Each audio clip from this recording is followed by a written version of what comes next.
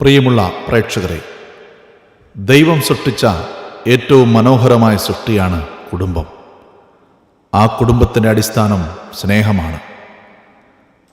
പണത്തിനു മീതെ പരുന്തും പറക്കില്ല എന്ന പഴഞ്ചൊല്ലിൻ്റെ ആവർത്തനമെന്നോണം ഇന്ന് സ്നേഹത്തിൻ്റെ കൂടാരങ്ങൾ പലപ്പോഴും ശിഥിലമായിക്കൊണ്ടിരിക്കുകയാണ്.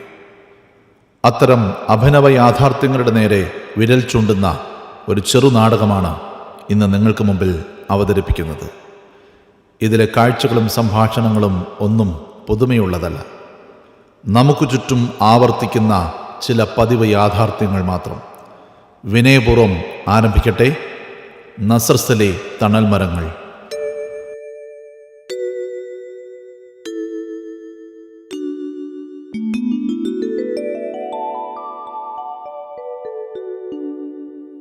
ഈ കുന്ത്രാണ്ടതല നമ്പറൊക്കെ എവിടെ കൊണ്ടേ വെച്ചേക്കുവാണോ? സമയത്ത് നോക്കിയാൽ ഒന്നും കിട്ടില്ല. കിട്ടി. ഹലോ, എടാ രാജുവേ, എടാ നല്ല പോത്തുണ്ടോടാ? അയ്യോ, ആര്? അച്ഛനോ? അയ്യോ സോറി അച്ഛാ, മാറിപ്പോയതാ. കണ്ണൊന്നും പിടിക്കത്തില്ല അച്ചോ. ഞാൻ ആ പോത്ത് രാജുവിനെ വിളിച്ചതാ. ക്ഷമിക്കച്ചോ, അറിയാതെ പറ്റിപ്പോയതാ. ഇതെന്നാ കുന്തവാ? ഇറച്ചി വെട്ടുകാരനെ വിളിച്ച അച്ഛനെ കിട്ടും, അച്ഛനെ പിടിച്ച പോസ്റ്റ്മാനെ കിട്ടും. എന്തൊരു കഷ്ടമാണോ ഇത്. ഒന്നുകൂടെ നോക്കാം. എടാ രാജു ആണോടാ? എടാ നല്ല പോത്തുണ്ടോടാ? എന്നാ വിലയാടാ? വിശേഷമോ? തോമസ് കുട്ടിയും പിള്ളേരും ഒക്കെ ഇന്നെത്തും. 3-4 വർഷം കൂടി വരുന്നതല്ലേ, ഒന്ന് ആഘോഷിച്ചേക്കാന്ന് കരുതിയടാ. എടാ നല്ല പോത്താണോടാ? എന്നാൽ ഒരു 4 കിലോ കൊടുത്തു വിട്ടേരെ. പൈസ ഞാനങ്ങ് കൊടുത്തു വിട്ടേക്കാം. എന്നാ ശരിടാ.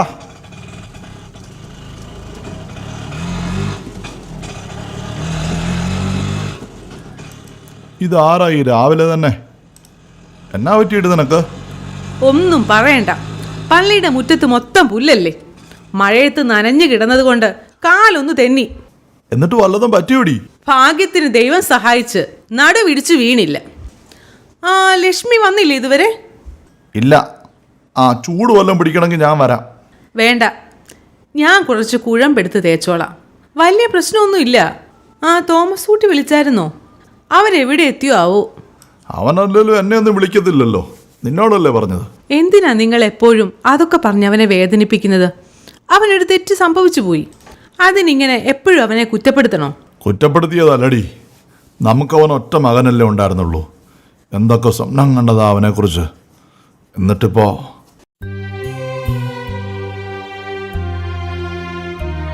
പുതിയ തലമുറയിലെ പിള്ളേരാകുമ്പോൾ എപ്പോഴും വീട്ടിൽ വന്ന് നിൽക്കാൻ പറ്റുമോ? നമുക്ക് എങ്ങനെയെങ്കിലുമൊക്കെ അങ്ങ് ജീവിച്ചു പോകാന്നേ. എടി, നമ്മളിൽ ഒരാൾ പോയാൽ പിന്നെ നീ അത് ചിന്തിച്ചു നോക്കിയിട്ടുണ്ടോ അന്നാമ്മേ?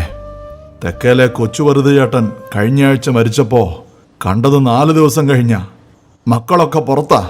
വളർത്തി വലുതാക്കിയ അപ്പൻ ചത്തു ചീഞ്ഞു കിടന്നിട്ടും ഒരു മനുഷ്യക്കുഞ്ഞു പോലും അറിഞ്ഞില്ല. ഒരാഴ്ചക്കിടയിൽ അവരൊന്ന് അന്വേഷിച്ചു പോലും ഇല്ലെന്ന്.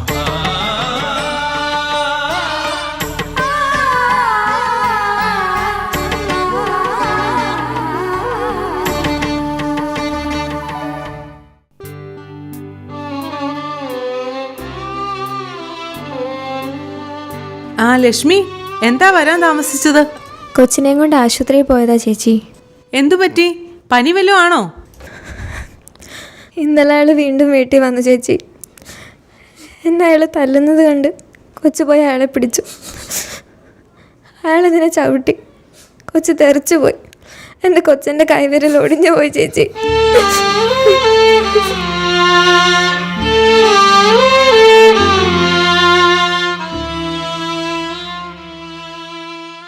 എന്തൊരു ക്രൂരതയാണ് അവൻ കാണിക്കുന്നത്. അവനെതിരെ ഒരു കേസ് കൊടുത്തുകൂടെ നിനക്ക്? എനിക്ക് പേടിയാ ചേച്ചി. ആരാ എനിക്കുള്ളത്? അയാൾ എന്നെ എൻ്റെ കൊച്ചിനെ കൊന്നുകളെ. ലക്ഷ്മി വിഷമിക്കാതെ, ഞാൻ ജിസമോളോട് പറയാം. അവൾ എന്തേലും ഒരു വഴി കാണും. ചേച്ചി, എനിക്കൊരു സഹായം ചെയ്യാമോ? സിസ്റ്ററിനോട് പറഞ്ഞ് എൻ്റെ കൊച്ചിനെ അവരുടെ അനാഥാലയത്തിൽ ചേർക്കാമോ? ഇങ്ങനെ കിടന്ന് നരകിക്കുന്നതിലും ഭേദം പിന്നെ ഞാൻ എവിടെയെങ്കിലും പോയി ചത്തോളാം.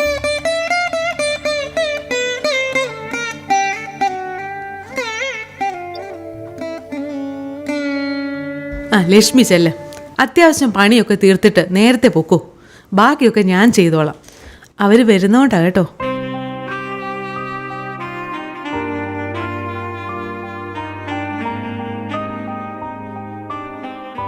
എന്ത് പറ്റിയടി അവക്ക്? അവൻ വീണ്ടും പ്രശ്നം ഉണ്ടാക്കുവാണോ? പാവം കൊച്ച്, അതിനെയും കൊണ്ട് അവൾ ഒറ്റയ്ക്ക് എന്നാ ചെയ്യാനാ? ആ, പറയുന്നതൊക്കെ ഞാൻ കേട്ടു. ദാ ഇത് ലക്ഷ്മിക്ക് കൊടുത്തേരെ, ആശുപത്രിയിലെ ചെലവനാന്ന് പറഞ്ഞാൽ മതി. വർക്കിച്ചേട്ടോ, ഇതാ പോത്ത് കൊണ്ടുവന്നിരിക്കുന്നു. നല്ല കിടിലം പോത്താ. ആ, വാവച്ചനോ, നീ മീൻ കച്ചവടം നിർത്തി ഇപ്പൊ പോത്ത് കച്ചവടം തുടങ്ങിയോ? ഓ, ഞായറാഴ്ച മാത്രം പോത്ത്, ബാക്കി ദിവസം മീനാന്നേ. പോത്താണെങ്കിൽ പള്ളിപ്പോക്ക് മുടങ്ങത്തില്ല. ആ പിന്നെ തോമസ് കുട്ടി ചേട്ടനൊക്കെ എന്നാ വരുന്നത്? ഇന്ന് ഉച്ചയ്ക്ക് മുമ്പ് വരുമെന്നാ പറഞ്ഞത്. എന്നാലും നിങ്ങൾ ഭാഗ്യമുള്ളവരാ. എന്താ ഒരു കുറവ്? തോമസ് കുട്ടി ചേട്ടന് നല്ല ജോലി, ഒരു മകളാണെ കന്യാസ്ത്രീ. ജീവിതം ആഘോഷിക്കാൻ ഇനി എന്ത് വേണം? ഒരു കണക്കിന് പൈസ ഉണ്ടാകാതിരിക്കുന്നതാടോ നല്ലത്. എന്നാ ഒക്കെ പറഞ്ഞാലും പൈസയ്ക്ക് പൈസ തന്നെ വേണം വർക്കിച്ചേട്ടാ. നാളെ നല്ല മീൻ വല്ലതും ഉണ്ടെങ്കിൽ കൊണ്ടുവന്നേക്കണം. നല്ല ആലപ്പുഴ കരിമീൻ വരുന്നുണ്ട്, കൊണ്ടുവരട്ടെ? താൻ കൊണ്ടുപോടോ, പിള്ളേരൊക്കെ വരുന്നതല്ലേ, കുറച്ച് നല്ല മീനായിക്കോട്ടെ. എന്നാ പോയിട്ട് വരാം വർക്കിച്ചേട്ടാ. ഇനി വീട്ടിൽ ചെന്നിട്ട് പിള്ളേർക്ക് കറി വെച്ച് കൊടുക്കണം. എൻ്റെ ഇറച്ചിക്കറി വീട്ടിൽ ഫേമസാ, പെമ്പർ നോത്തിക്കും വലിയ ഇഷ്ടമാ. എന്നാ ശരി വർക്കിച്ചേട്ടാ, തോമസ് കുട്ടിച്ചേട്ടൻ വരുമ്പോൾ അന്വേഷിച്ചെന്ന് പറയണേ. അന്നമ്മേ, എടിയാ വാക്കത്തി ഇങ്ങെടുത്തേ, ഞാൻ 2 വാഴയില വെട്ടിക്കൊണ്ട് വരട്ടെ. ഉച്ചയ്ക്ക് നമുക്കൊരു സദ്യ കൊടുക്കാം. പിള്ളേർക്കൊക്കെ അതൊരു വലിയ സന്തോഷമായിരിക്കും. അവര് വാഴയിലിട്ടൊന്നും തിന്നുമെന്ന് എനിക്ക് തോന്നുന്നില്ല. അവിടെ വളർന്ന പിള്ളേരല്ലേ, നിങ്ങൾ വെറുതെ കഷ്ടപ്പെടാനായിട്ട്. എടി, പിള്ളേർക്കത് ഇഷ്ടമില്ലെങ്കിലും അവനത് വലിയ ഇഷ്ടമാണ്. നിനക്കറിയാമേലേ, പണ്ട് ഉച്ചയ്ക്ക് സ്കൂളിൽ പോകുമ്പോൾ പൊതി കെട്ടിക്കൊണ്ടുപോകാൻ അവന് വലിയ സന്തോഷമായിരുന്നു. വൈകുന്നേരം തിരിച്ചു വന്ന് നീ പൊതിഞ്ഞു കെട്ടിക്കൊടുത്ത ഇലപ്പൊതിച്ചോറിൻ്റെ അകത്തെ മുട്ടയുടെ മണത്തെക്കുറിച്ചൊക്കെ പറയുന്നത് ഓർമ്മയുണ്ടോടി? എന്നാ നിങ്ങൾ ഇതൊന്ന് വേഗം വെട്ടിക്കൊണ്ടവാ. ആ, പപ്പടം തീർന്നു പോയി കേട്ടോ, അതും കൂടി വാങ്ങിച്ചോണ്ട് വരണേ. ആദ്യം ഞാൻ പോയി ഇല വെട്ടിയിട്ട് വരാം, നീ ചെല്ല്. ആ, പിന്നെ ലക്ഷ്മിയെ നേരത്തെ വീട്ടിൽ വിട്ടേരെ, ഞാനിപ്പോൾ വരാം.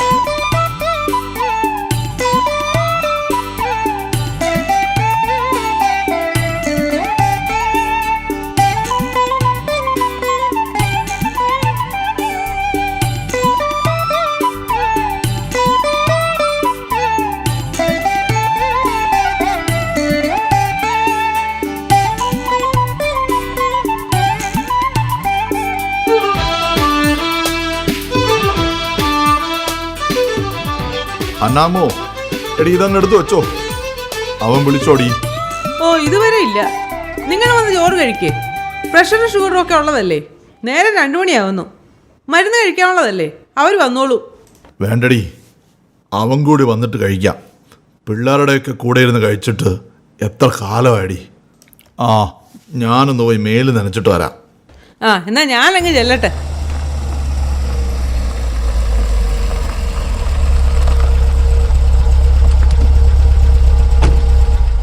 പുറത്താരോ വന്നിട്ടുണ്ടെന്ന് തോന്നുന്നു. അവരാണോ?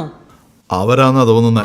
നിങ്ങൾ മുഖം വീർപ്പിച്ച് നിൽക്കാതെ അവനോട് അവളോട് മിണ്ടണം കേട്ടോ. പിള്ളേരെ കാണാൻ കൊതിയാവുന്നു. ഞാനേ ലക്ഷ്മിയോട് കുടിക്കാൻ എടുക്കാൻ പറഞ്ഞിട്ട് വരാം.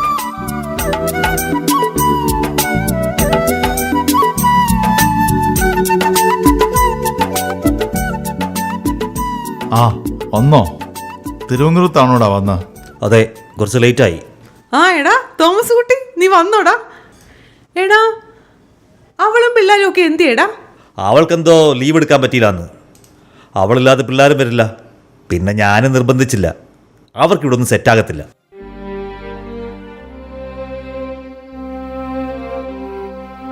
എന്നാലും കഷ്ടമായി പോയി.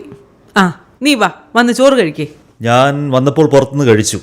എനിക്ക് ഭക്ഷണം കൃത്യസമയത്ത് കഴിച്ചില്ലെങ്കിൽ ഉറക്കം ശരിയാവില്ല. ഞാനൊന്ന് കിടക്കട്ടെ.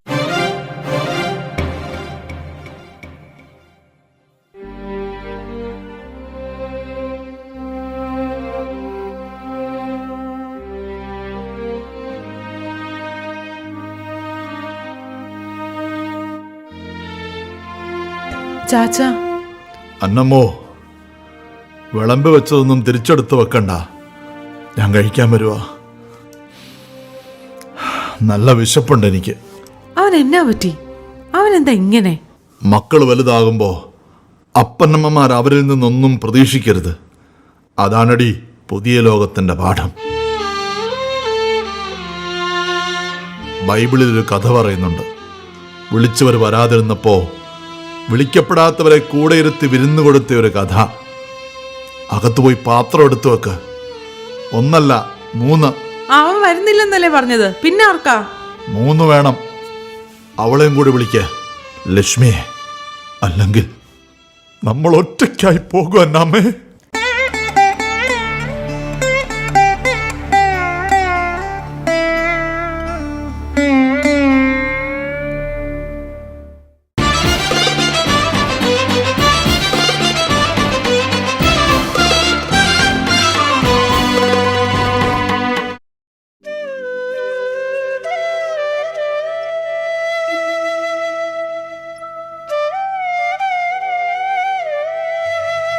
ചാച്ചാ, എന്നാ ഉറങ്ങുവാണോ?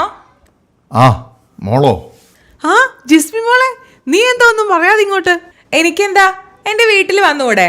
കർത്താവിനെ കെട്ടിച്ചു കൊടുത്തെങ്കിലും ഇതിപ്പോഴും എൻ്റെ വീട് തന്നെയാണ്. എവിടെ എൻ്റെ ചേട്ടൻ? നേരിട്ട് കണ്ടാലെങ്കിലും ഓർമ്മയുണ്ടോയെന്ന് നോക്കട്ടെ. എവിടെ? അതൊന്നും പറയണ്ട മോളെ. അവരെല്ലാവരും കൂടി വരുമെന്നും പറഞ്ഞ് ചാച്ചൻ ആഴ്ചകൾക്ക് മുമ്പേ തുടങ്ങി ഒരുക്കവാ. വലിയ സന്തോഷമായിരുന്നു. പക്ഷേ അവൻ മാത്രമേ വന്നുള്ളൂ. വന്നതും എന്തൊക്കെയോ മാറ്റം. അവൻ പഴയതുപോലൊന്നും അല്ല മോളെ. ചാച്ചന് വലിയ വിഷമമായി. അതൊക്കെ നിങ്ങൾക്ക് തോന്നിയതായിരിക്കും. എവിടെ? ഞാൻ ചോദിക്കാമല്ലോ അവനോട്. അവൻ വന്നു, അകത്ത് കയറി, പിന്നെ മുറി കയറിയിരുന്നു, പിന്നെ ഇപ്പോൾ ഇതേ എങ്ങോട്ടും ഇറങ്ങിപ്പോയി. മോളെ, ശരിക്കും അവനെന്തോ പ്രശ്നമുണ്ട്. എനിക്ക് തോന്നുന്നത് പണ്ടത്തെ പ്രശ്നം കാരണം ചിലപ്പോൾ നിങ്ങളെ ഫേസ് ചെയ്യാൻ ബുദ്ധിമുട്ടുണ്ടാവും. അങ്ങനെയല്ല മോളെ, എനിക്കെന്തോ പേടിയാകുന്നു. ആ മോള് വല്ലതും കഴിച്ചോ? ഓഹോ, ഇവിടെ അമ്മയുടെ കൈ കൊണ്ടുണ്ടാക്കിയത് കഴിക്കാൻ വേണ്ടിയാണ് മഠത്തിലെ ഫീസ്റ്റ് പോലും വേണ്ടാന്ന് വെച്ച് വന്നത്. നല്ല വിശപ്പ്. എന്നതാ ഉള്ള കഴിക്കാൻ? എല്ലാം ഉണ്ട് മോളെ.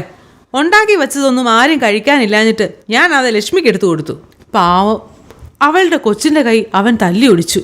നിന്റെ ഓർഫനേജിലെങ്ങാനും ആ കൊച്ചിനെ നിർത്താൻ പറ്റുമോ എന്ന് ചോദിക്കാൻ പറഞ്ഞു.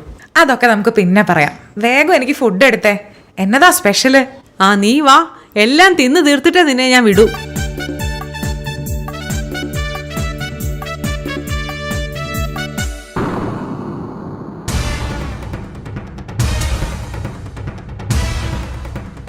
ആ ഹലോ, അതെ അതെ അതെ. ആ ഇടത്തോട്ട് തിരിയുമ്പോൾ 4ാമത്തെ വീട്. ആ അത് തന്നെ, ആ നീല പെയിൻ്റ് അടിച്ച വീട്. അത് തന്നെ, അകത്തേക്ക് പോന്നോളൂ, ഞാനിവിടെ ഉണ്ട്. ആ ചേട്ടായി വന്നോ? ഞാൻ അറിഞ്ഞില്ല, അകത്തായിരുന്നു. നിന്റെ വക്കീൽ പണിയൊക്കെ എങ്ങനെ പോകുന്നു? ഓ, അത് പാസ്സായെന്നല്ലേ ഉള്ളൂ. പിള്ളേരുടെ കൂടെയാണ് എപ്പോഴും. ആ ഓർഫനേജുമായി ബന്ധപ്പെട്ട് കുറെ കേസൊക്കെ ഉണ്ട്. അതാണ് ഇപ്പോഴത്തെ പണി. ഇപ്പോൾ അച്ഛന്മാർക്കും കന്യാസ്ത്രീമാർക്കും ഇതാണല്ലോ പണി. ചേട്ടായി എന്താ അങ്ങനെയൊക്കെ പറയുന്നേ? നേരത്തെ പള്ളിയിൽ നിന്ന് ഇറങ്ങാത്ത ആളായിരുന്നല്ലോ. അതൊക്കെ അന്ന്. ഇപ്പോൾ വിവരം വെച്ചപ്പോഴാണ് മനസ്സിലായത് ഇതൊക്കെ വെറും തട്ടിപ്പാണെന്ന്. അതെന്നാ ചേട്ടായി അങ്ങനെ പറഞ്ഞത്? പള്ളിയിൽ വെച്ച് കല്യാണം നടത്താൻ എല്ലാവരും പറഞ്ഞതല്ലേ? അതങ്ങനെയാ, ഓരോരുത്തർക്കും സ്വന്തം കാര്യം വരുമ്പോഴല്ലേ അറിയൂ. ചേട്ടായി എന്താ ഇപ്പൊ ഇങ്ങനെയൊക്കെ സംസാരിക്കുന്നേ? ഇതുവരെ ഇങ്ങനെയൊന്നും അല്ലല്ലോ. നീ ആദ്യം പോയി ക്രിസ്ത്യാനികളെ നന്നാക്കാൻ നോക്ക്, ഇങ്ങോട്ട് വേണ്ട. അതെന്താ? ചേട്ടായി ക്രിസ്ത്യാനിയല്ലേ? ഇപ്പൊ അല്ലെന്ന് തന്നെ അങ്ങ് കൂട്ടിക്കോ. നീ എന്നെ വർത്താനാടാ ഈ പറയുന്നത്? ദൈവദോഷം പറയരുത്. വായി തോന്നുന്നതെല്ലാം പറയുക. ഒരു മതം മാത്രമല്ലല്ലോ ഈ ലോകത്തുള്ളത്. ആരാ? ആ രജിസ്റ്റർ ഓഫീസിൽ നിന്നാ. ഈ സാറ് പറഞ്ഞിട്ട് വന്നതാ. ഇതെന്നാ ചേട്ടായി കാണിക്കുന്നേ? നീ എന്താടാ ഇവിടെ വല്ല കച്ചവടം നടത്തുന്നുണ്ടോ? ചാച്ചൻ അറിയാത്ത എന്ത് കച്ചവടമാണ് ഇവിടെ നടക്കുന്നത്? വയസ്സാങ്കാലത്ത് എല്ലാവർക്കും കൂടി വലിയ പുണ്യം മൂത്തിട്ടെ വലിയ കന്യാസ്ത്രീ മഠത്തിന് എഴുതി കൊടുക്കാതിരിക്കാൻ ഞാനൊരു മുൻകരുതലെടുത്തതാ. ചേട്ടായി, നിനക്കെന്താടാ അവളെ കെട്ടിയപ്പോ നിന്റെ വെളിവ് നഷ്ടപ്പെട്ടോ? വെളിവ് നഷ്ടപ്പെട്ടതേ നിങ്ങൾക്കാ. എല്ലാരും കൂടെ ചേർന്ന് എല്ലാം എഴുതി കൊടുക്കാൻ വേണ്ടിയല്ലേ ഇവളിവിടെ കയറി ഇറങ്ങുന്നത്.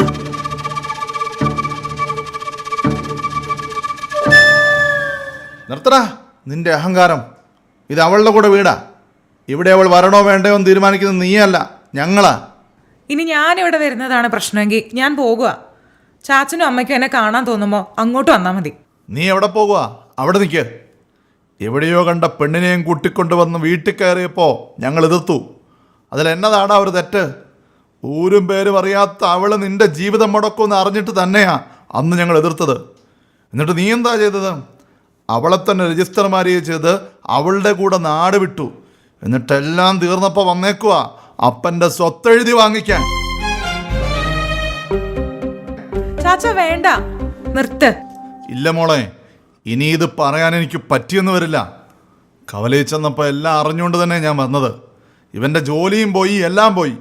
ഇവനെ ഇട്ട് ചവളും പിള്ളേരും പോയടി. എന്നിട്ട് സ്വത്തെഴുതി വാങ്ങിക്കാൻ വന്നിരിക്കുന്നു. ഞാൻ ഈ കേൾക്കുന്നതൊക്കെ സത്യമാണോ മോനെ? ചേട്ടായി, ഇതെന്താ ഞങ്ങളോട് പറയാതിരുന്നത്? അപ്പോ ഇത്രയും കാലം നീ ഞങ്ങളെ പറഞ്ഞു പറ്റിക്കായിരുന്നല്ലേ? എന്തിനാ മോനെ നീ ഞങ്ങളോടിങ്ങനെ? അവന് നമ്മളെ ഒന്നും വേണ്ടടി. അങ്ങനെ വേണമായിരുന്നെങ്കിൽ അവൻ ഒരു വാക്കെങ്കിലും ഇത്രയും കാലത്തിനിടയ്ക്ക് നമ്മളോട് പറഞ്ഞേനെ.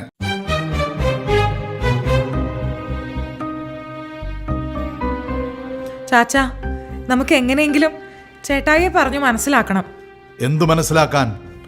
ഓരോ തവണ അവൻ ഫോൺ വിളിക്കുമ്പോഴും ഒരു തവണയെങ്കിലും എന്നെ ഒന്ന് അന്വേഷിക്കുകയെങ്കിലും ചെയ്യുമെന്ന് ഞാൻ കരുതി. പക്ഷേ ഇല്ല. പ്രായമാകുമ്പോ അപ്പനമ്മമാരെ കേൾക്കാൻ കൊതിക്കുന്ന ഏറ്റവും സന്തോഷമുള്ള ശബ്ദം തൻ്റെ മക്കളുടെ സ്നേഹമുള്ള ഒരു വിളിയാ. അതുപോലും അവൻ എനിക്ക് തന്നില്ല മോളെ.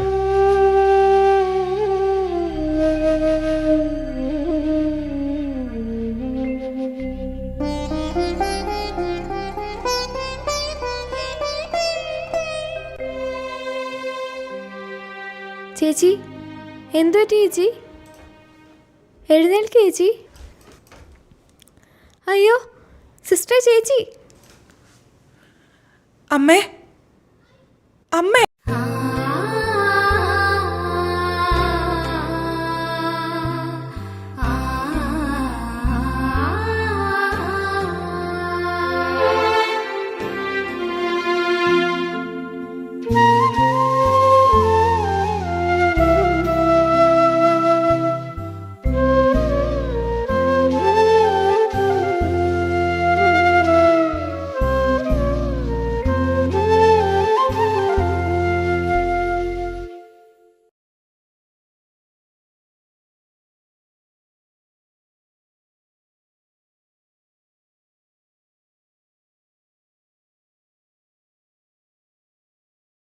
ചാച്ച, ഞാൻ നാളെ പോകുക.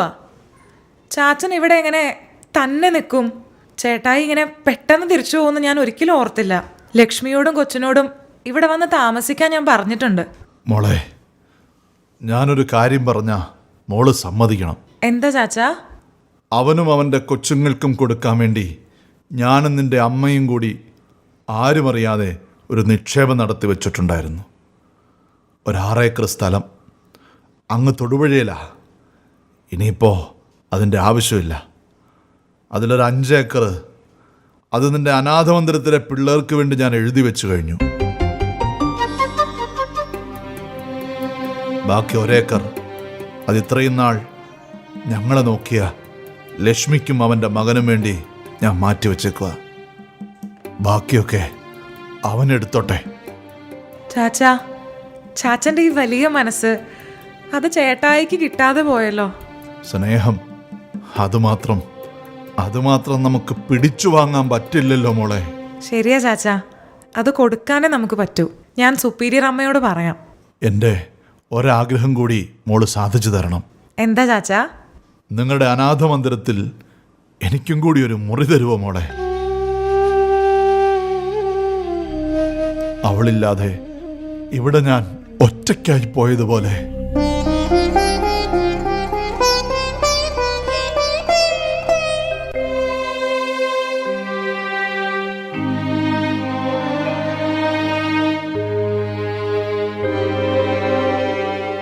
എടി അന്നാമ്മേ, ഇപ്പോ എനിക്കൊരു സമാധാനമുണ്ട്.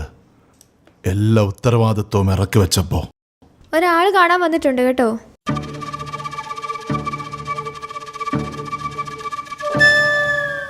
ആ, താനാണോ? എടോ, എവിടെയാണ് ഒപ്പിടേണ്ടത്? ബാക്കിയെല്ലാം താൻ ചെയ്താൽ മതി. ചിലവാകുന്നത് എന്താണെന്ന് വെച്ചാൽ പറഞ്ഞാൽ മതി, ഞാൻ തന്നോളാം. ശരി വർഗീസ് ചേട്ടാ, പേപ്പറൊക്കെ ശരിയാക്കിയിട്ട് ഞാൻ അറിയിക്കാം. ചാച്ച, ചേട്ടായി വന്നിട്ടുണ്ട്. അവനോ? അവനെന്തിനാ? വാ ചേട്ടായി.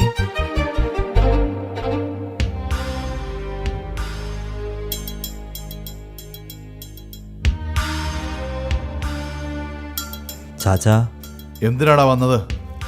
നീ ചോദിച്ചതൊക്കെ നിന്റെ പേരിൽ തന്നെ എഴുതി വെച്ചിട്ടുണ്ട്. അല്ലെങ്കിലും നിനക്കുള്ളതായിരുന്നല്ലോ എല്ലാം.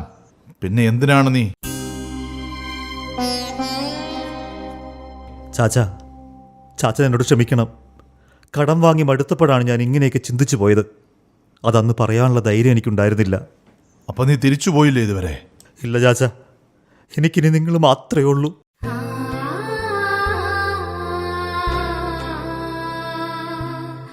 മോനെ തോമസ് കുട്ടി, നീയാണ് മോനെ ഞങ്ങളെ ഉപേക്ഷിച്ചു പോയത്. ഞങ്ങളെപ്പോഴും നിന്റെ കൂടെ തന്നെ ഉണ്ടായിരുന്നു. ചാച്ചൻ വരണം വീട്ടിലേക്ക്. വരില്ല എന്ന് ഞാൻ പറയില്ല, പക്ഷെ ഇപ്പോഴില്ല. അതിന് നിന്റെ വീടാ, ഒരു പുതിയ ജീവിതം നിനക്ക് തുടങ്ങാനുള്ള നിന്റെ കൂടാരം. അവിടെ ഞങ്ങളെല്ലാവരും ഉണ്ട്. നീ അവിടെ ഒരു കുടുംബം കെട്ടുമ്പോഴേക്കും ഞാൻ തന്നെ വന്നോളാം. പിന്നെ ഒരു കാര്യം കൂടി നിന്നോട് ഞാൻ ആവശ്യപ്പെടുകയാണ്. പോകുന്ന വഴിക്ക് ആ പള്ളിയിൽ കയറി ഒന്ന് കുമ്പസാരിച്ചിട്ട് പോകണം. ചാച്ചാ,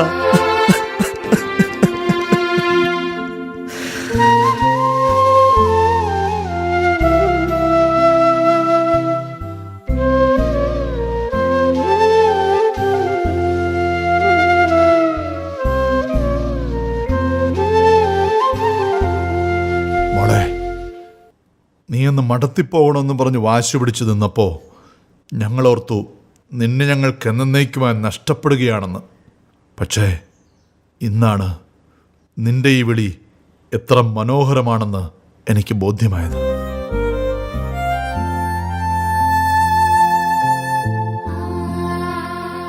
ഒരു സന്യാസിയുടെ മാതാപിതാക്കളാകുക എന്നാൽ അതൊരു ഭാഗ്യം തന്നെയാണ് മോളെ.